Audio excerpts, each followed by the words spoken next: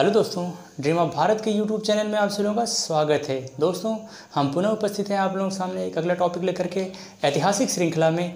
इससे पिछले वाले टॉपिक में हमने कवर किया था कि महमूद गजनवी और मोहम्मद गोरी को पूरा हमने डिटेल से कवर किया था, उसमें क्या समानताएं हैं क्या असमानताएं हैं।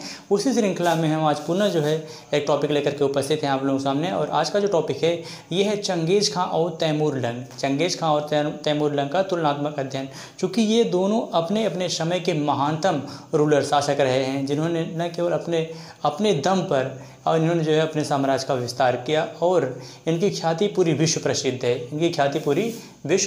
है। तो आज इसी टॉपिक को हम लोग जो है पूरा डिटेल से कवर करेंगे। इनमें क्या समानताएं हैं क्या असमानताएं हैं, किस तरह से इन्होंने जो है इतना बड़ा साम्राज्य अकेले अपने दम पे जो है खड़ा किया। तो आज इस टॉपिक को हम लोग पूरा डिटेल से कवर करेंगे। लेकिन टॉपिक पे आने से पहले एक छोटा सा निवेदन है, आप हमारे चैनल को सब्सक्राइब और शेयर करना बिल्कुल ना भूलिएगा। तो आइए देख लेते हैं चंगेज़ खां। सबसे पहले हम देखते हैं चंगेज़ खां। चंगेज़ खां ये ऐसा शख्स है, चंगेज़ खां, जिसका नाम जो है ये किसी से परे नहीं है, ये किसी की मोहताज नहीं है। एक्चुअली में अगर चंगेज़ खां की बात किया जाए तो चंगेज़ खां जो है यह एक ऐसे टाइम पीरियड में जन्मा हुआ था, पैदा हुआ था, एक ऐसे कबीले में पैदा हुआ था जिसका इससे पहले कोई जो है ऐतिहासिक पृष्ठभूमि नहीं रही है, लगभग 800 साल पहले। एक्चुअली में अगर बात करें चंगेज़ खां और तैमूर लंग की, तो दुनिया में बहुत से ऐसे शासक हुए हैं जिन्होंने न केवल अपनी क्रूरता के बल पर इन्होंने अपने साम्राज्य को जो है विस्तार किया। एक्चुअली में कहने को तो ये शासक थे, लेकिन काम तो इनका जो है एक तरह से कहा जाए कि लुटेरों वाला, मतलब इनके अंदर जो है वो कोई जो एक शासक का होता है, मतलब न्याय, शासक का मतलब है कि न्यायप्रिय होना चाहिए, वो अपने प्रजा के प्रति जो है उसकी रिस्पॉन्सिबिलिटी होनी चाहिए। लेकिन ये लोग तो इतने ज़्यादा खूंखार थे। एक्चुअली में अगर कहा जाए तो चंगेज़ खां ने एक आंकड़ों के अनुसार अगर किया जाए तो चंगेज़ खान ने लगभग 40 मिलियन यानी कि लगभग 4 करोड़ जो है लोगों को इसने जो है नरसंहार किया था। जबकि तैमूर लंग की अगर बात करें तो एक आंकड़ों के अनुसार लगभग इसने 2 करोड़ लोगों की जो है एकदम पूरी तरह से बर्बरता से नरसंहार जो है कर दिया था। और बर्बरता में अगर बात करें तो चंगेज़ खां और तैमूर लंग दोनों ही जो है एक तरह से बर्बर थे, असभ्य थे। ये लोग जो है इन्होंने इतने ज़्यादा जो है इन्होंने महिलाओं का किसी तरह से जो है इन्होंने जो है सम्मान नहीं किया, शोषण किया उनका जो है। एक्चुअली में जब ये अपने विरोधी साम्राज्य पर जब ये हमला करते थे तो उसको परास्त करने के बाद वहाँ की स्त्रियों को जो है वो अपने कब्ज़े में ले लेते और उसे जो है ये लोग अपने हैवानियत का शिकार बनाते थे। तो इस तरह से जो है ये चीज़ें हैं। तो सबसे पहले हम देखते हैं चंगेज़ खां। एक्चुअली में चंगेज़ खां जो है यह मंगोल में पैदा हुआ था, चंगेज़ खां। और जो चंगेज़ खां है एक्चुअली में इसका बचपन का नाम जो था वो तेमुजीन था, और तेमुजीन का मतलब जो होता है वो है ब्लैक स्मिथ। एक्चुअली में जो इसका नाम पड़ा चंगेज़ खान शब्द से पता चलता है कि ये मुस्लिम था। एक्चुअली में ये मुस्लिम नहीं था, चंगेज़ खान जो है मुस्लिम नहीं था। मंगोलों के इतिहास में खान का मतलब जो होता है वो एक जो होता है यूनिवर्सल लीडर, एक तरह की ये उपाधि है खान, ये मतलब एक तरह क्या होता है यूनिवर्सल लीडर। तो इसे जो है बाद में आगे चल करके खान की उपाधि मिली थी। और इसने न केवल जो है अपने दम पर इसने लगभग पूरे पृथ्वी के लगभग 22% भूभाग को जो है इसने अपने साम्राज्य का विस्तार किया था। लगभग 22% भूभाग पर जो है इसने अपने साम्राज्य का विस्तार किया था। चंगेज़ खां की बात करें तो इसका बचपन का नाम जो था वो तेमुजीन या तेमुचिन, और तेमुजीन या तेमुचिन का मतलब होता है ब्लैक स्मिथ, या तो इसी को लौहकर्मी भी कहते हैं, एक अर्थ इसका ये भी है लौहकर्मी। और इसी तरह से तैमूर का मीन्स भी होता है फौलाद या लोहा। तो इन दोनों का नाम मतलब होता है लगभग सेम। तेमुजीन बचपन में जब पैदा हुआ था तो इसके हाथ में जो है वो ब्लड क्लॉट था, मतलब रक्त के लाल धब्बे थे, जिसका मतलब ये संकेत करता है कि यह अपने समय में एक महानतम रूलर जो है बनेगा, इसका ये संकेत है। तो ये बचपन से ही जो है बहुत मेधावी था। एक्चुअली में इसके पिता जो थे, इनके पिता का नाम था एसुजेई। इसके पिता का नाम क्या था? एसुजेई। और ये एसुजेई जो थे अपने कबीले के सरदार थे, कियात कबीले के मुखिया थे। किस कबीले के मुखिया थे? तो कियात कबीले के मुखिया थे। और तेमुजिन जो था ये 3 भाई और 1 बहन था, जबकि इसके 2 चचेरे भाई थे, 2 जो है इसके सौतेले भाई थे। कहा जाता है कि जो इसके पिता एसुजोई थे ये भी काफ़ी जो है पराक्रमी थे और अपने कबीले के मुखिया तो थे ही। इनका जो विरोधी जो कबीला था उसकी पुत्री को इन्होंने जो है वो भगा करके जो है ऐसा माना जाता है कि विवाह कर लिया था, फलस्वरूप जो है जिससे इनकी उससे जो है दुश्मनी हो गई थी। तो आगे चल करके उन्होंने जो है एक षड्यंत्र के तहत इसको इनकी हत्या कर देते हैं। हत्या कैसे करते हैं कि जब ये शादी कर लेते हैं तो एक्चुअली में जो है तब इनको जो है पहली बार वहाँ से जो है बुलाया जाता है, एक षड्यंत्र के तहत जो है इनके ससुराल में इनको बुलाया जाता है। और फलस्वरूप जो है वो लोग ऐसी रणनीति बनाते हैं कि इसको किसी तरह जो है जहर दे दिया जाए, और जहर ऐसा होना चाहिए जो तत्काल जो है काम ना करे, कम से कम उसका जो टाइम पीरियड होना चाहिए कम से कम 20 से 25 घंटे बाद जो है वो असर करना चाहिए। और ये जाते हैं वहाँ पे और फर्स्ट क्लास जो है दावत वगैरह खाते हैं। फिर वहाँ से जब आते हैं तो धीरे धीरे क्या होता है कि वो जहर असर करने लगता है, और इसी दौरान जो है वो उस कबीले के लोग जो है इस पर अटैक कर देते हैं। और जब अटैक कर देते हैं तो उन्होंने एक ऐसी रणनीति बनाई थी कम से कम एक जो है भाला इनको लगना चाहिए एसुजेई को, ताकि ये बात पता न चले कि इनकी मृत्यु जो हुई है वो जहर से हुई है, ताकि अगर पता भी चले कि जहर से हुई है तो कि भाले में जो जहर लगा था उसी भाले के जहर से जो है इनकी मृत्यु हुई है। और संयोग से जो है एक भाला इनको लग भी जाता है और मृत्यु हो जाती है। लेकिन जो कबीले के लोग रहते हैं वो लोग जो देखते हैं कि हमारे सरदार की जो है सरदार हमारा घायल हो गया है, सरदार की हालत बहुत ज़्यादा ख़राब है, तो वो लोग तुरंत गुस्से में हो जाते हैं और तुरंत जो है जितने विरोधी कबीले के लगभग 100 लोगों ने जो है आक्रमण किया था सबके सभी को क्या करते हैं कि मौत के घाट उतार देते हैं। जब मौत के घाट उतार देते हैं इसके बाद फिर कुछ भी बचा नहीं रहता है। फिर इनके सरदार एसुजेई की भी मृत्यु हो जाती है। फिर क्या होता है कि इनका जो भाई जो था वो सत्ता के लालच में आकर धीरे धीरे जो है वो इनका विरोधी हो जाता है। फलस्वरूप जो है उसने इन लोगों को मारने के लिए षड्यंत्र रचता है। और एसुजेई जो अपने कबीले का सरदार होता था तो वो जिस क्षेत्र पर जिस कबीले पर आक्रमण करता था तो वहाँ के लोगों को अपने सेना में शामिल कर लेता था और इसके बाद धीरे धीरे उसकी काफ़ी बड़ी जो है फौज हो गई थी। तो उसने क्या किया, धीरे धीरे लोगों को भड़का करके क्या किया, कुछ सैनिकों को जो है उसने अपनी तरफ मिला लिया और कुछ जो विरोधी कबीले के लोग थे उनको कहा कि आप अपने लोगों को वापस बुला लो। इसके बाद इनको जो है जो तेमुजिन था इसके परिवार को इन्होंने क्या किया कि मारने का प्रयास किया, लेकिन कुछ वफादार सैनिक इनके भी थे एसुजेई के, इनको क्या करते हैं कि इन लोगों को एक सुरक्षित स्थान पर जो है ले जाते हैं, जिसकी वजह से वो लोग बच जाते हैं। इनके पिता जो है एसुजेई वो कियात कबीले के मुखिया थे। तो धीरे धीरे जो है संघर्षों का दौर प्रारंभ होता है और यहीं से जो है वो चंगेज़ खां यानी कि तेमुजिन जो है वो धीरे धीरे क्या करता है कि अपने आप को जो है धीरे धीरे स्ट्रांग करता है। और कहा जाता है कि इसका जो सौतेला भाई था बचपन में इसको बहुत तंग करता था तेमुजिन को, उसकी रोटियां छीन कर खा लेता था। यही यातनाएं सहते सहते जब तेमुजिन बड़ा हुआ तो एक दिन उसने क्या किया कि उनकी हत्या कर दी। इस झंझट से तंग आकर के उसने क्या किया कि एक दिन उसकी हत्या कर दी। और आधुनिक मंगोल जो है यह मंगोल के इसका जन्म जो हुआ था वो आधुनिक मंगोल के उत्तरी भाग में हुआ था जो ओने नदी के निकट है। किस नदी के निकट है? तो ओने नदी के निकट है। और इनकी माता का नाम जो था वो होसलन था। इनकी माता का क्या नाम था? होसलन था। और लगभग 12 वर्ष की अवस्था में जो है इसकी भी शादी हो जाती है। और यह जब अभियान करना प्रारंभ करता है तो धीरे धीरे क्या करता है कि यह कर्रा, खितई, काकेशस, ख्वारिज़मियान और पश्चिम जिया तथा जीन इन क्षेत्रों पर धीरे धीरे यह क्या करता है, इन पे अधिकार कर लेता है। और जब अधिकार कर लेता है तो धीरे धीरे ये क्या करता है कि अपनी सैन्य जो है धीरे धीरे संगठित करना प्रारंभ कर देता है। और पहली बार जो है ये पहला ऐसा सरदार था तेमुजिन जो था कि धीरे धीरे इसने जो है जो विरोधी कबीले जो छोटे छोटे कबीले अलग अलग जो है कबीले में बटे हुए थे, अलग अलग कबीले में जो बटे हुए थे उनको धीरे धीरे इसने क्या किया कि यूनाइटेड करने का कोशिश किया, ठीक। धीरे धीरे लोगों को मिलाने का प्रयास किया, और जब मिलाने का प्रयास किया धीरे धीरे जो है एक इसकी सुसंगठित जो है फौज धीरे धीरे तैयार हो जाती है। और उसी दौरान जो है इसकी पत्नी का अपहरण हो जाता है। जब इसकी पत्नी का अपहरण हो जाता है तो इसने क्या किया कि अपनी पत्नी को छुड़ाने के लिए ये जो है उस पर अटैक करता है। जब अटैक करता है तो धीरे धीरे यहीं से जो है इसका अभियान शुरू होता है।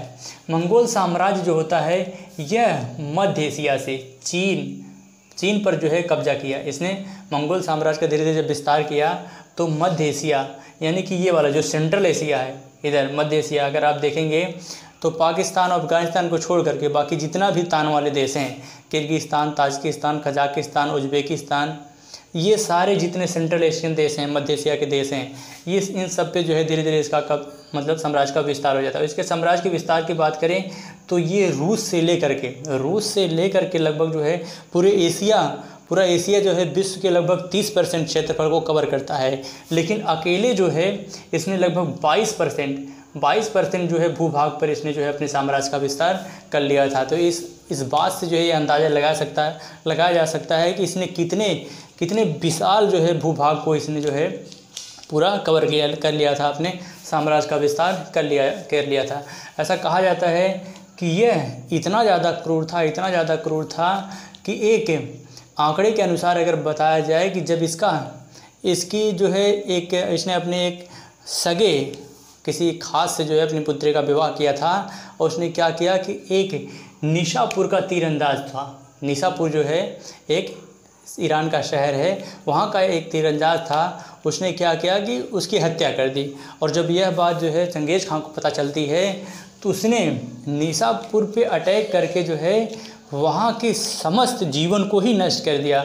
यानी कि एक भी जीवन वहाँ बचने नहीं दिया, यहाँ तक कि कुत्ते बिल्ली तक को नहीं छोड़ा। और उसने जो है उनके जो कंकाल थे, जो उनके नर थे, मुंडियाँ जो थी, उनको जो है वो पिरामिड की तरह ढेर लगवा दिया, ताकि उसने कहा कि भविष्य में कोई ऐसी ज़रूरत ना करे जो चंगेज़ खां के परिवार की तरफ जो है आंख उठा करके देखे, ऐसा माना जाता है। एक आंकड़े के अनुसार अगर बात की जाए तो उसने ईरान में जो है एक अटैक किया था। एक इतिहासकार जो थे राशिद जो थे, उन्होंने जो है बताया कि ईरान में जब इसने पहली बार अटैक किया ईरान में, तो लगभग वहाँ उसने उतना नरसंहार मचाया कि ईरान की लगभग 25 लाख जनसंख्या से 2.5 लाख जनसंख्या बच गई। यानी कि उसने जो है पूरी तरह से जो है उनको तहस नहस कर दिया। और जब तहस नहस कर दिया तो 2.5 लाख जनसंख्या जो टोटल शेष बची, तो पूरा 25 लाख जनसंख्या को कवर करने के लिए ईरान को लगभग 6 सदियाँ बीत गई। यानी कि आप इस बात से अंदाज़ा लगा सकते हैं कि यह कितना क्रूर था, कितना जो है इसका पराक्रम था। इस बात से आप अंदाज़ा लगा सकते हैं। कार्नेगी इंस्टीट्यूट से यह पता चलता है कि इसने इतना ज़्यादा जो है जो प्रकृति में यानी कि अलग अलग देशों को ये पूरा सफाया कर दिया था, पूरे देशों को इसने सफाया कर दिया था। और लगभग इस इंस्टीट्यूट से यह पता चलता है, कार्नेगी इंस्टीट्यूट से, कि इसने लगभग जब लोगों का सफाया किया था तो इसने प्रकृति में लगभग एटमॉस्फेयर में 7 मिलियन टन CO2 का सफाया हो गया था। इससे यह पता चलता है कि इसने जो है ये जाने अनजाने में यह कितना बड़ा एनवायरमेंटोलॉजिस्ट था, यानी कि कितना बड़ा जो है इसने पर्यावरण में परिवर्तन कर दिया था। इस बात से अंदाज़ा लगा सकता है, जहाँ कभी बस्तियाँ हुआ करती थी वहाँ बड़े बड़े जंगल जो है वो पैदा हो गए, जंगल जो है पैदा हो गए। तो आप इसी बात से अंदाज़ा लगा सकते हैं। कहा जाता है कि चंगेज़ खां जिस भी देश पर अटैक करता था तो या तो जो है अगर वो उसकी अधीनता स्वीकार कर लेता था तब तो ठीक है, उसकी अधीनता अगर स्वीकार कर लेता है तब तो वो ठीक है। अगर अधीनता नहीं स्वीकार करता है तो वहाँ पर वो क्या करता है कि उसको पूरी तरह से जो है उस पर सफाया कर देता है लोगों के। मतलब कि इसी बात से अंदाज़ा लगा सकते हैं, जब इसने 4 करोड़ हत्याएं की थी तो आप सोच सकते हैं कि कितना ज़्यादा जो है इसने लोगों का नरसंहार किया होगा। इसके बाद ये पता चलता है कि इसने लगभग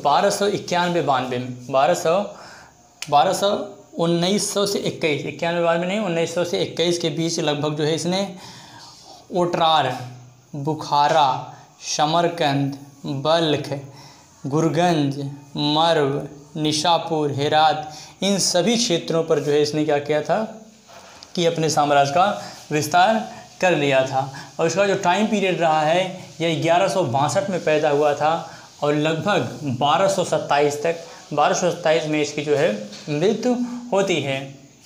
और यह उत्तराधिकारी के रूप में मंगोल साम्राज्य जो है यह मध्य एशिया से लेकर चीन तक जो है एकदम पूरा फैला हुआ था। उत्तर में देखेंगे तो पूरा रूस, पूरा जो वर्तमान समय में रूस है वो पूरा जो है उस पर इसका अधिकार था।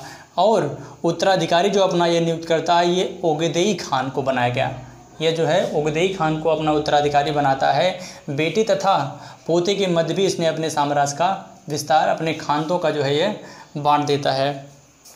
कहा जाता है कि चंगेज़ खां जो था यह एक ऐसा शख्स था, जो बादशाह होते हैं वो चाहते हैं कि हमारी मृत्यु के बाद भी लोग हमें याद रखें, लोग जो है हमें याद रखें। लेकिन चंगेज़ खान की ऐसी बिल्कुल धारणा नहीं थी। ये नहीं चाहता था कि इसकी मृत्यु के बाद कोई याद रखे। और इसने जो है अपने लिए एक ऐसा वसीयतनामा तैयार किया था जिसमें उसने अपने लोगों को ये हुक्म दिया था कि अगर मेरी मृत्यु होती है तो मुझे ऐसी जगह दफनाई जाए, ऐसी गुमनाम जगह दफनाई जाए जहाँ कोई भी चाह करके भी जो है उसे खोज न पाए। और ऐसा ही हुआ। आज भी जो है इतिहासकार ये ढूंढने में नाकाम हुए कि इसकी जो है कहाँ पे कब्र है, आज तक जो है मिल नहीं सका है। एक्चुअली में चंगेज़ खां जब तक जीवित था कोई भी इतिहासकार जो है इसकी पेंटिंग नहीं बना पाया। इसने किसी भी इतिहासकार को जो है ना पेंटिंग बनाने दिया, ना किसी मूर्तिकार को इसने मूर्ति बनाने दिया, ना किसी अपने शक्ल को जो है किसी सिक्के वगैरह पर इसने उकेरा। इसकी पहली जो तस्वीर बनी थी वो इसके मृत्यु के बाद ही बनी थी, वो इसके मृत्यु के बाद ही बनी थी। इसके बाद कहा जाता है कि लगभग 20वीं शताब्दी में जो है सोवियत यूनियन के द्वारा जो है इसका नाम लेना तक जो है एक जुर्म समझा जाता था, एक गुनाह था। यहाँ तक कि लोगों ने जो है चंगेज़ खां की जो जन्मस्थली थी, चंगेज़ खां की जन्मस्थली पर भी इसने जो है क्या किया था कि बैन लगा दिया था सोवियत यूनियन के द्वारा। क्योंकि इसने इतना ज़्यादा यहाँ नरसंहार किया था कि लोग जो है कहीं न कहीं इससे इतना ज़्यादा जो है इतना जो है खौफ खाते थे कि इससे इतना ज़्यादा जो है ईर्ष्या की भावना थी, इतना जो है बदले की भावना थी, जिसकी वजह सोवियत यूनियन ने जो है पूरी तरह से इसको इतिहास से ही, मतलब मंगोल इतिहास से जो है इसको पूरी तरह से समाप्त कर दिया था। लेकिन मंगोलियन रिवॉल्यूशन के दौरान 21वीं शताब्दी में लगभग ये चंगेज़ खां जो है पुनः जो है मंगोल के इतिहास में वापस आ गया। और मंगोलियन जो है इसको एक सुपर लीडर के रूप में, सुपर हीरो के रूप में जो है वहाँ प्रस्तुत करते हैं। एक्चुअली में इसके पूरा जो खूंखारपना था जो उसको जो है इन लोगों ने भुला दिया। यहाँ तक कि मंगोलियन की करेंसी में भी चंगेज़ खां का ही तस्वीर जो है वो सामने आती है। यहाँ तक कि नॉर्दर्न चाइना में भी इसका एक टेम्पल है। लेकिन इन सब के बावजूद जो है वो चंगेज़ खान धार्मिक रूप से वो सहिष्णु था। ऐसा माना जाता है कि यह मतलब पूरी तरह से जो है फ्रीडम था इसके यहाँ, इसके जो है साम्राज्य में पूरी फ्रीडम थी, जो चाहे जिस धर्म को मान सकता था। एक्चुअली में चंगेज़ खां जो है यह तेंग्रिज्म धर्म को मानता था। तेंग्रिज्म धर्म जो था एक्चुअली में ये जो आजकल का सेंट्रल एशिया है, मध्य एशिया, सेंट्रल एशिया में जो है तेंग्रिज्म धर्म को मानने वाले लोग होते थे। और उसी धर्म को मानने वाला जो है यह चंगेज़ खां भी था। और जब कभी कहा जाता है कि जब कभी यह उदास होता था तो यह नीले आसमान की तरफ देखता था, जिसमें जो है नीले आसमान जो है ये आस्था रखता था। और मध्य जो ये तेंग्रिज्म धर्म था, जो सेंट्रल एशियन के लोग थे, वो लोग आज भी जो है वहाँ पे कुछ ऐसे लोग हैं जो तेंग्रिज्म धर्म को फॉलो करते हैं। और यहाँ तक कि जो है इसमें जो है यहाँ तक कि पूर्वजों की भी पूजा की जाती है। इसके बाद चंगेज़ खां की जब मृत्यु हो जाती है तो इसका जो है साम्राज्य लगभग 150 वर्षों तक यथास्थिति में बना रहता है। इसने जो है अपना साम्राज्य खड़ा किया था वो लगभग 150 वर्षों तक जो है यह खड़ा रहता है इसका साम्राज्य। और इसके वंशज जो है उस पर शासन करते रहते हैं। और एक पुस्तक का नाम है जिसका नाम है जिसका नाम है the secret history of Mongol. और इस पुस्तक का लेखक कौन है ये बारे में नहीं पता चला। एक्चुअली में जो इतनी जानकारियाँ जो प्राप्त हुई है, चूँकि इसके बचपन के बारे में बहुत ज़्यादा जानकारी प्राप्त नहीं है, जो थोड़ी बहुत मंगोल जो इसके बारे में पता चलता है वो the secret history of Mongol से ही पता चलता है। एक्चुअली में जो है यह खबरें तब उजागर हुई जब इसकी एक चाइनीज़ कॉपी जो है चाइनीज़ में पाई गई, फिर जाकर के यहीं से जो है इसके बारे में जो जानकारियाँ थोड़ा बहुत मिलती है वो यहीं से मिलती है। इसके बाद कहा जाता है कि यह वो बहुत ही वफ़ादार था, यानी कि यह जो है एक तरह से जो वफ़ादार का मतलब ये है कि यह हमेशा जो है मतलब कि जिसके अंदर योग्यता होती थी, योग्यता को यह जो है उस योग्यता को ज़्यादा तवज्जो देता था। यही वजह है कि ताइजूब ट्राइब के युद्ध के दौरान जो है एक योद्धा जो रहता है उसके तीर से जो है इसके घोड़ा जो है घायल हो जाता है, और स्वयं चंगेज़ खां भी जो है घोड़े से गिर करके घायल हो जाता है। लेकिन एक्चुअली मंगोल भी वो युद्ध जीत जाते हैं। लेकिन क्या होता है कि जब बाद में ये पता चलता है कि चंगेज़ खां ये पता करता है कि सभी को बुलाता है, क्योंकि सब बंदी बना लिए गए थे, और जब इसको बुलाता है और पूछता है कि वह तीर किसका था, तो एक योद्धा आता है सामने जो है और वो कहता है कि ये तीर मैंने चलाई थी। उसकी बहादुरी से खुश होकर के, जबकि उसको मृत्युदंड दिया गया था, लेकिन चंगेज़ खां क्या करता है, उसके मृत्युदंड को माफ़ कर देता है और उसे अपनी सेना में एक उच्च पद पर नियुक्त कर देता है, जिसे उसने नाम दिया जेबे। और जेबे का मतलब होता है एरो। जबकि चंगेज़ खान का मतलब जो होता है यह समुंदर का खान। चंगेज़ खान का मतलब क्या होता है कि समुंदर का खान होता है। एक्चुअली में चंगेज़ खान का जो नाम है वो किससे निकला है, तेमुचिन से ही माना जाता है कि ये जो है मंगोलियन लैंग्वेज है। लेकिन एक्चुअली में अगर आप देखेंगे तो आज इसकी मीनिंग जो है वो चंगेज़ खान ना होकर के गंगेज़ खान है, गंगेज़ खान लिखा जाता है। लेकिन ये कैसे आया, किस तरह से इसमें परिवर्तन हुआ, ये एक रहस्य का विषय बना हुआ है। इसके बाद अगर हम साम्राज्य के विस्तार की बात करें तो कहा जाता है, या क्रूरता की बात करें तो ऐसा माना जाता है कि सिकंदर जो है वो विश्व विजेता था। लेकिन अगर आंकड़ों की बात करें जो है तो विश्व का सबसे ज़्यादा जो है साम्राज्य का विस्तार करने वाला यही चंगेज़ खां ही था। जबकि अगर हम सिकंदर और चंगेज़ खां की तुलना करें तो सिकंदर जो है स्वयं मेसिडोनिया के शासक के घर पैदा हुआ था, एक स्वयं जो है वो राजा के यहाँ पैदा हुआ था। जबकि चंगेज़ खां को जो है इतना बड़ा साम्राज्य इसने जो है स्वयं अपने दम पे खड़ा किया, और इसके पीछे जो है जबकि ये छोटे जो है कबीलों में बटा हुआ था, इसने स्वयं जो है उसको यूनाइटेड किया। जबकि जो सिकंदर था वो उसके पास स्वयं इतना योग्य गुरु थे, अरस्तु जो है उसके गुरु थे। जबकि इसके पास स्वयं के अनुभव के अलावा कुछ भी नहीं था। जबकि जब सिकंदर की मृत्यु होती है तो उसके मृत्यु के 1 वर्ष बाद ही जो है मेसिडोनिया का पतन हो जाता है। जबकि चंगेज़ खान की मृत्यु के बाद भी लगभग 150 वर्षों तक जो है इसका साम्राज्य इसी तरह से चलता रहता है, इसके वंशज जो है इसी तरह से शासन करते रहते हैं। एक्चुअली में कहा जाता है कि इतने बड़े साम्राज्य को खड़ा करने में यह जो है तलवार के बल पे ही जो है चंगेज़ खान ने इतने बड़े साम्राज्य जो है खड़ा किया था। लेकिन एक्चुअली में ये सत्य नहीं है, इसने जो है कूटनीतिक का भी सहारा लिया था। कहा जाता है कि ये जो है अड़ोस पड़ोस के जो राजा होते थे उनसे जो है ये अपनी बेटियों की शादी करवाता था, यानी कि ज़बरदस्ती जो है अपनी बेटियों पे दबाव बनाकर जो है उनसे शादी करवाता था। और जिस राजा की शादी हुई होती है उनकी जो है पत्नियों की वो हत्या कर देता था, फिर इसके बाद जो है अपनी पुत्री का विवाह उससे करवाता था। और वो ये सोचता था कि ताकि जब युद्ध होता था, युद्ध के दौरान जो है इस बात का वो खास ख्याल रखता था कि ताकि जो शासक हैं वो अगली लाइन में खड़े रहें, और जब अगली लाइन में खड़े रहें ताकि मरने वालों में सबसे पहले वही हों, और जब वो मर जाएंगे तो उनकी पुत्रियां जो है सिंहासन पर बैठेंगी, और सिंहासन पर बैठने के बाद क्या होगा कि उसको मंगोल साम्राज्य में उसका विलय कर लिया जाएगा। इस तरह से जो है इसने अपने साम्राज्य का विस्तार भी किया था। एक्चुअली में अगर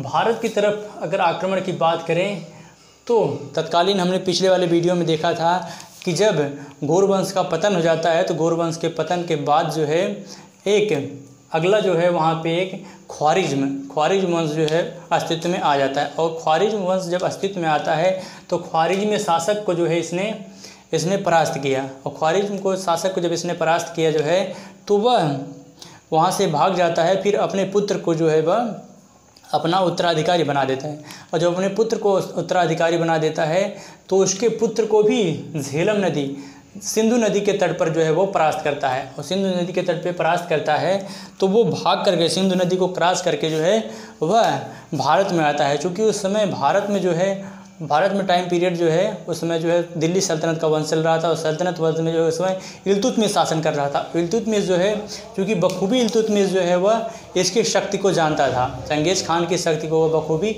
जानता था, जिसकी वजह से जो है उसने उसको ख्वारिज्म के शासक को जो है उसने अपने यहाँ शरण देने से इनकार कर दिया। इस तरह से जो है उसने क्या किया, किस तरह से उसकी एक सूझबूझ रणनीति की वजह से भारत जो है एक दरिंदे के हाथों से जो है तबाह होने से बच गया। एक भयंकर मुसीबत से जो है वो टल गया। नहीं तो उसने जो है प्लानिंग बनाया था कि वो भारत से इधर अफ़गानिस्तान से होते हुए जो है मध्य भारत से रोते हुए जो है वह इधर से असम के रास्ते फिर वह मंगोल लौट जाएगा। लेकिन चूँकि तबीयत ख़राब होने की वजह से वह अपना निर्णय बदल देता है और धीरे धीरे वापस जाते समय उसकी क्या होती है कि 1227 में मृत्यु हो जाती है। और 1227 में मृत्यु होने के बाद जो है वह अपने पहले जो है उससे पहले यह क्या करता है कि इसको अपना उत्तराधिकारी नियुक्त कर देता है।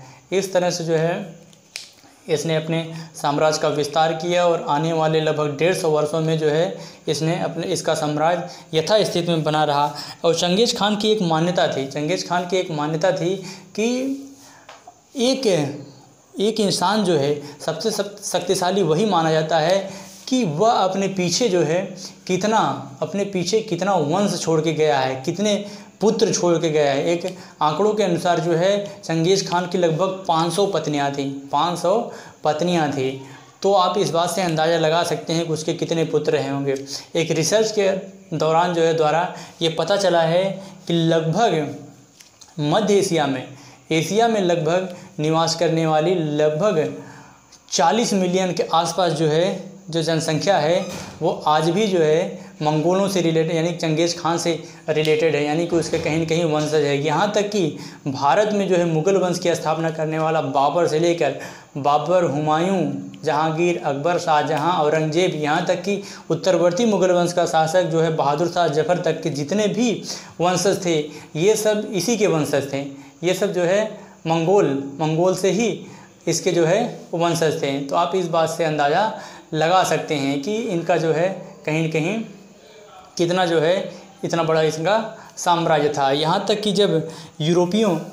कि जो चंगेज़ खान था ये अपने साम्राज्य में लगभग 3 वर्ष तक के बच्चे को भी ये जो है तीरंदाजी सिखाता था। यहाँ तक कि यूरोपियों ने जब देखा कि उन्होंने कहा था, स्टेटमेंट उन्होंने दिया था कि मंगोलों की लड़कियाँ भी पुरुषों से बेहतर जो है हॉर्स राइडिंग कर सकती हैं, यानी कि घुड़सवारी कर सकती हैं। आप इस बात से अंदाज़ा लगा सकते हैं।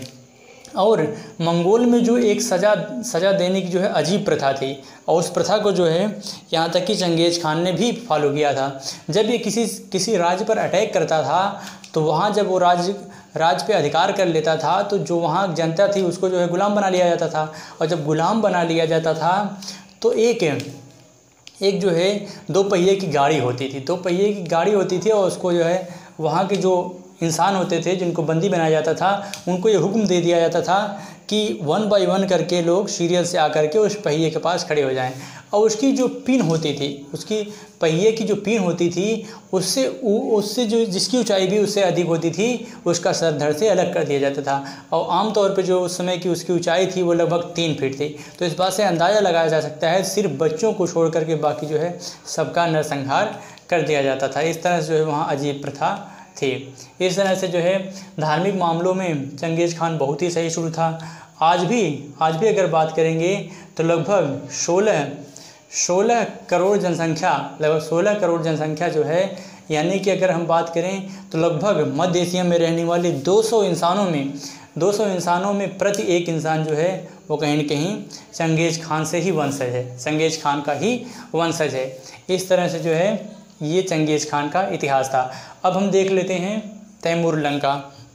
एक्चुअली में तैमूर लंग जो है, आप इसी बात से अंदाज़ा लगा सकते हैं, तैमूर लंग, लंग मीन्स होता है लंगड़ा, और तैमूर का मतलब होता है फौलाद। इसके नाम का मतलब ही इस बात से अंदाज़ा लगाया जा सकता है। एक्चुअली में इसका जन्म जो हुआ था वो उज़्बेकिस्तान के शहर सब्ज़ में हुआ था। इसका जन्म कहाँ हुआ था? उज़्बेकिस्तान के शहरी सब्ज़ में हुआ था। एक्चुअली में जो है तैमूर लंग जो था ये अपने आप को चंगेज़ खान का ही वंशज कहता था। एक्चुअली में चंगेज़ खान जो था वो खान से रिलेटेड, इसका मतलब ये नहीं कि वो मुसलमान था, वो मुसलमान नहीं था, वो तेंग्रिज़म धर्म को मानने वाला था।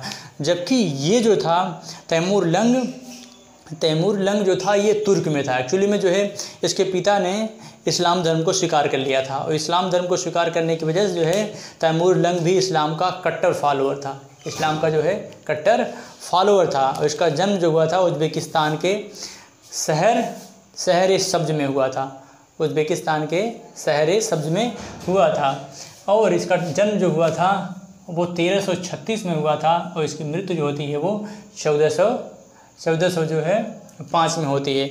यानी कि लगभग चंगेज़ खान से 150 वर्ष बाद जो है इसका जन्म हुआ था।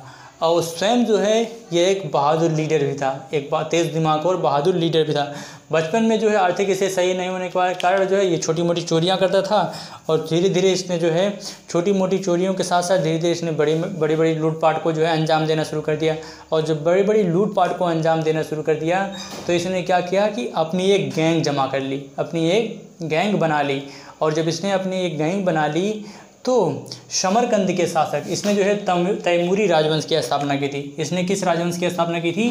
तो इसने तैमूरी राजवंश की स्थापना की थी। और इसका साम्राज्य का विस्तार जो है वो पश्चिम एशिया से लेकर मध्य एशिया से भारत तक फैला हुआ था। इसका साम्राज्य का विस्तार आप मैप के माध्यम से देख सकते हैं। ये वाला जो है पूरा ये पश्चिम एशिया से लेकर के मध्य एशिया से, यानी कि यहाँ तक कि भारत तक, उत्तर भारत में जो है यानी कि दिल्ली सल्तनत तक जो है यहाँ पे इसका जो है साम्राज्य का विस्तार इसने किया हुआ था। और साम्राज्य के विस्तार के साथ साथ 1369 में समरकंद के शासक की मृत्यु के बाद जो है इसने समरकंद की गद्दी पर कब्जा कर लिया। समरकंद की गद्दी पर इसने क्या किया? कब्जा कर लिया। चूँकि ये अपने आप को स्वयं जो है किसका वंशज मानता था? चंगेज़ खान का ही वंशज मानता था। और एक्चुअली में जो है ये तुर्क था। तो इस तरह धीरे धीरे इसने जो है जब 1369 में जब इसने जो है समरकंद की गद्दी पर मंगोल शासक के मर जाने के बाद इसने अधिकार किया, तो धीरे धीरे यहीं से जो है इसने अपना जो है विजय यात्रा प्रारंभ की। विजय यात्रा प्रारंभ करने के दौरान इसने जो है तैमूर चंगेज़ के वंशज होने का दावा करता था। और 1338 से लगभग जो है 1387 तक, ठीक 1387 तक इसने जो है अफ़गानिस्तान, फ़ारस, अज़रबैजान, कुर्दिस्तान, खुरासन, सिस्तान, यानी कि इन सभी क्षेत्रों पर जो है इसने पूरी तरह जो है कब्जा कर लिया था। इसने पूरी तरह से कब्जा कर लिया था। इसके बाद क्या होता है कि यह धीरे धीरे अपने साम्राज्य का विस्तार करता है, और स्वयं जो है जिस तरह से ये अपने आप को सिकंदर की तरह ही विश्व विजय की कामना रखता था, और चंगेज़ खान की तरह ही जो है यह अपना पूरा एकदम प्रभुत्व स्थापित करना चाहता था। पूरी तरह जो है यह लोगों पे राज करना चाहता था, और स्वयं इसकी तरह ये भी जो है पूरी तरह से एकदम वहशी दरिंदा था। यहाँ तक कि जब ये अटैक करता था, इसको लोगों के कंकालों को जो है पिरामिड के तरह ढेर लगाने में खासा इसको जो है मज़ा आता था। इस तरह से जो है इसने धीरे धीरे अपने साम्राज्य का विस्तार करना प्रारंभ कर दिया। और विस्तार करना प्रारंभ कर दिया जब ये विरोधी देश पे या विरोधी क्षेत्र पे जब अटैक करता था, तो वहाँ पे इतना जो है लूटपाट घसोट मचाता था कि वहाँ तक के जो है जितने भी पुरुष होते थे उनकी जो है कत्ल कर दिए जाते थे। और ये एक इस्लाम का कट्टर अनुयायी था। यहाँ तक कि जब इसने जो है भारत पे, चूँकि ये भारत के वैभव के बारे में बहुत सुना था, भारत के ऐश्वर्य के बारे में बहुत सुना था, चूँकि ये जानता था कि भारत जो है बहुत संपन्न राष्ट्र है, यहाँ पे जो है बहुत काफ़ी मात्रा में सोने चांदी हीरा मोती जो है पूरी तरह से है। तो एक्चुअली में जो है भारत पे आक्रमण करने का इसका यही मकसद था, क्योंकि ये भारत पे जो है शासन करना नहीं चाहता था, सिर्फ भारत को लूटना चाहता था। एक्चुअली में जब इसने अपना मकसद अपने सिपाहियों से बताया तो इसके सिपाहियों ने पहले मना कर दिया, लेकिन जब मना कर दिया तो इसने क्या किया कि एक षड्यंत्र के तहत इसने कहा कि अब हम लोग जो है एक्चुअली में भारत पे आक्रमण करने का मेरा एक ही उद्देश्य है कि हम लोग वहाँ इस्लाम का प्रचार प्रसार करना चाहते हैं, इस्लाम का प्रचार। यहाँ तक कि इसके तुजुक-ए-तैमूरी से इस बात का जो है पता चलता है कि इसने कहा कि यानी कि हम लोगों को जो है इस्लाम को, हिंदुओं की जो संपत्ति है, हिंदुओं की जो धन है, उसको जो है पूरी तरह से उस पर राज करने का पूरा अधिकार है। यहाँ तक कि जो है काफिरों के विरुद्ध युद्ध करना हमारा जो है उद्देश्य ध्येय है काफिरों के मध्य। और यहाँ तक कि जो है जब ये भारत में अटैक करता है तो चूँकि उस समय जो है भारत में दिल्ली वंश का शासक चल रहा था, और दिल्ली वंश में जो है उसमें जो है तुगलक वंश का शासन चल रहा था, तुगलक वंश। और तुगलक वंश का जो शासक था वो सुल्तान महमूद था, सुल्तान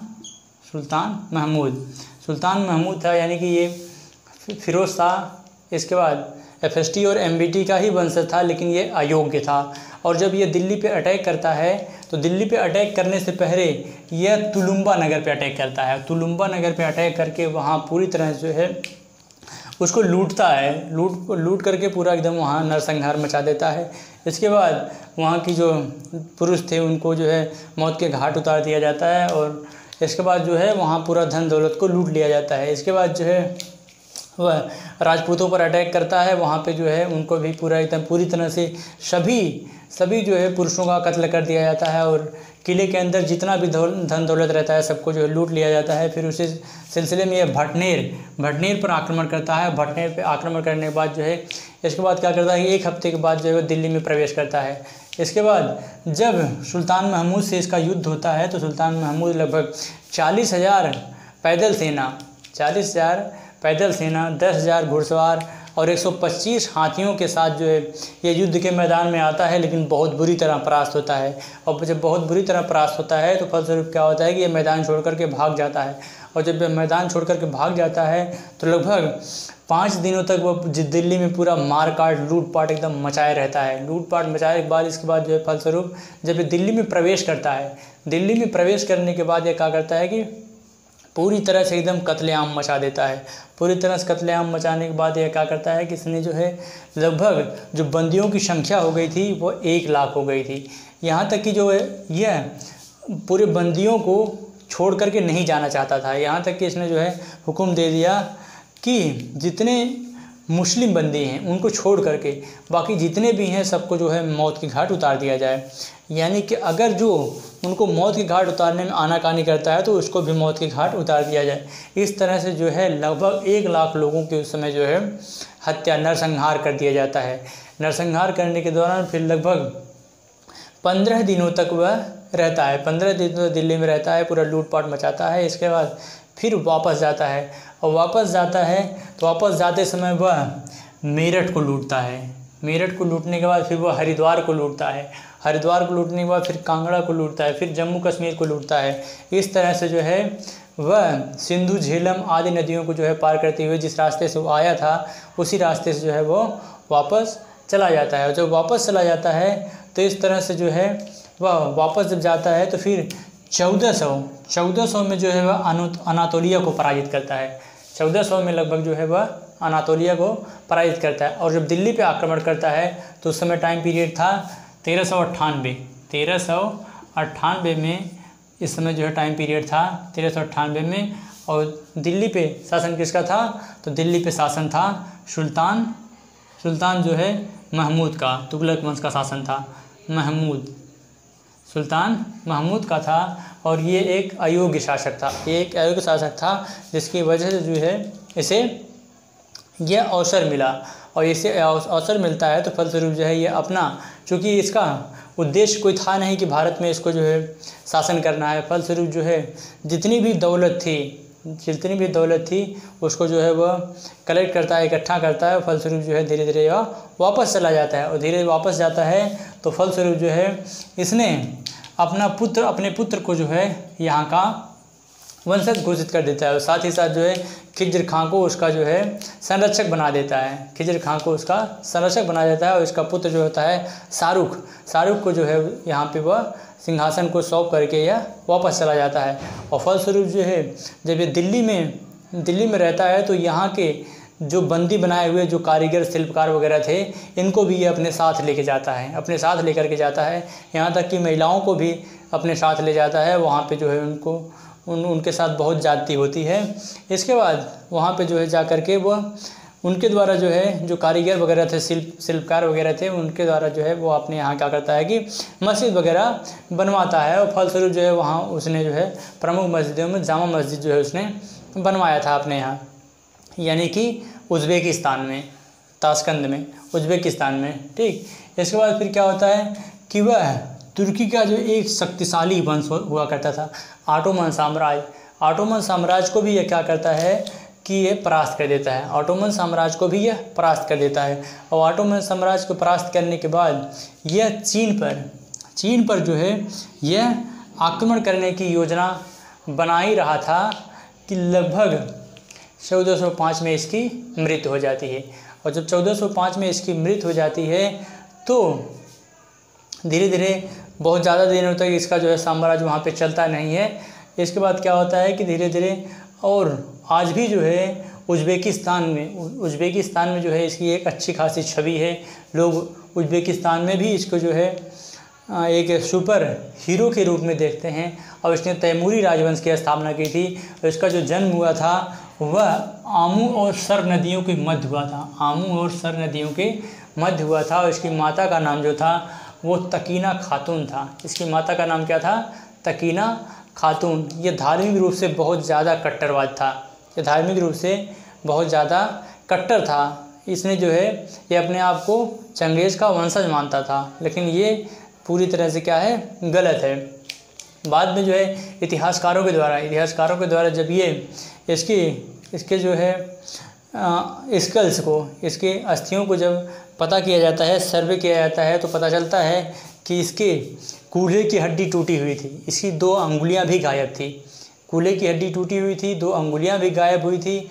और साथ ही साथ इसकी हाइट जो थी वो 5 फुट 6 इंच थी। और इसकी चेस्ट जो थी वो काफ़ी चौड़ी थी। यहाँ तक कि ये जो उज़्बेकिस्तान में आज भी जो है कई शहरों में इसका जो है स्टैचू लगा हुआ है, इसकी मूर्तियाँ लगी हुई है। और वहाँ पे जो है इसके दरिंदे और वहशीपने को भुला करके लोग वहाँ पे जो है इसको एक सुपर हीरो के रूप में तवज्जो देते हैं। तो आप इस बात से अंदाज़ा लगा सकते हैं कि आखिर जो है लोग ऐसा क्यों कर रहे हैं, यानी कि वो भाई इतना सम्मान इसको दे रहे हैं, क्या वो आने वाली जो भावी पीढ़ियां हैं उसको भी जो है वो इसी तरह से बनाना चाहते हैं?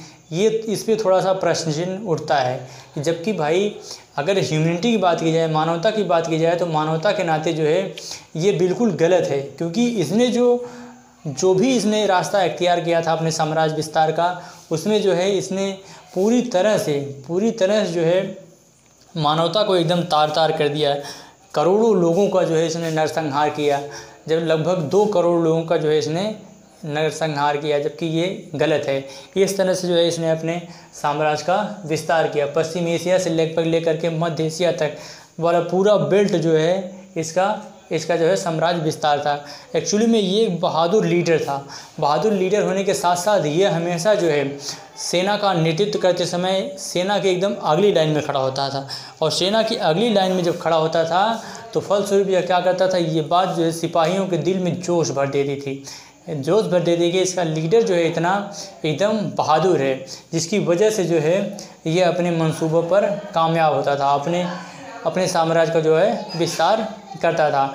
जिस तरह से चंगेज़ खां जो है, जो जब यह विरोधी देशों पर अटैक करता था तो साथ ही साथ जो है यह पहले ही विरोधी शासक को जो है डरा धमका करके जो है उसके दिलों में इतना खौफ पैदा कर देता था कि ऑटोमेटिक जो है उसको परास्त होना ही है। बेशक जो है चंगेज़ खान की जो है सेना जो है बेशक छोटी हो, या तो तैमूर लंग की सेना बेशक छोटी हो, लेकिन इनकी रणनीति इतनी ज़बरदस्त होती थी कि विजय इन्हीं की होती थी। इनका सेना का नेतृत्व जो है इतना सुसंगठित होता था कि जिसकी वजह से विजय जो होती थी वो इन्हीं की होती थी। एक्चुअली में चंगेज़ खान की बात करें तो चंगेज़ खान जो है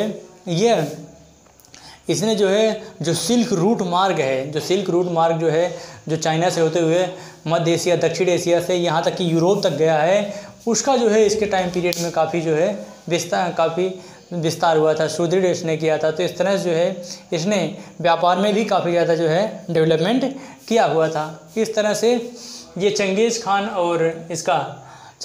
और तैमूर लंग का टॉपिक लगभग यहीं पे आज कंप्लीट होता है। और लगभग इससे जुड़ी हुई जितने भी जानकारी हमारे पास उपलब्ध हुई थी, लगभग हमने पूरी जानकारी की जो है आपके साथ शेयर किया। और इस तरह से आप इसी के साथ हमें इजाज़त दीजिए। जय भारत, जय हिंद।